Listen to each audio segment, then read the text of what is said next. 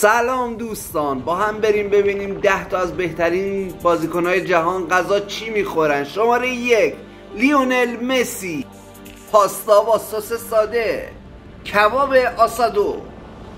دیگو مارادونا، پیتزای آرژانتینی و کباب آسادو. CR7 محبوب و معروف، عاشق انواع پاستا حتی با سس پستو. ماهی با سبزیجات. پله اسطوره، عاشق فیل ماهی، برگر برزیل و فیجوادا.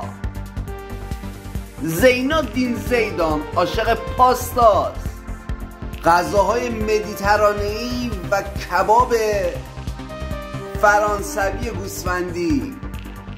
انواع پنیر. یوهان کرایوف هلندی، عاشق سیب زمینی سرخ کرده، کباب هلندی، سیب زمینی با مایونز. جورج بست ایرلندی، عاشق پیتزا، فیش اند چیپس، همبرگر و پاستا. فرانس بکر باور، عاشق سوسیس آلمانی، پای سیب و آبجو. به. فرانس پوشکاش مجاری، عاشق گولیاش گوشت و پاپریکاش مرغ. رونالدو برزیلی، عاشق فیجوادا، پیتزا، پاستا و غذای مدیترانه‌ای. امیدوارم از این برنامه خوشتون اومده باشه.